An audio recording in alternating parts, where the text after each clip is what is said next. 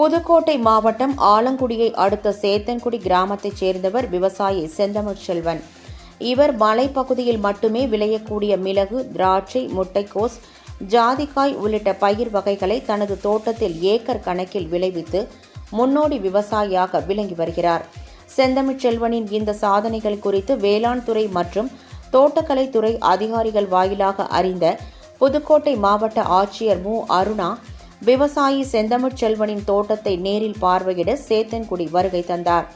வேளாண் துறை அதிகாரிகளுடன் மிளகு தோட்டம், திராட்சை தோட்டம், ஜாதிக்காய், பலா உள்ளிட்ட பல்வகை மரங்களின் நர்சரிகளை பார்வையிட்ட மாவட்ட ஆட்சியர் மலை பயிர்களுக்கான இயற்கையான தட்பவெட்ப நிலை மற்றும் அந்த தோட்டத்தில் இருக்கும் தட்பவெட்ப நிலை குறித்து கேட்டறிந்தார்.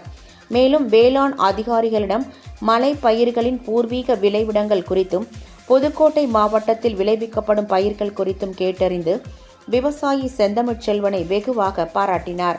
மேலும் புதுக்கோட்டை மாவட்டத்தில் உள்ள விவசாயிகளுக்கு செந்தமிழ் செல்வனை முன்னுதாரணமாக கொண்டு இதுபோன்ற பயிர்களை சாகுபடி செய்ய ஊக்குவிக்குமாறு வேளாண் அதிகாரிகளுக்கு உத்தரவிட்டார்.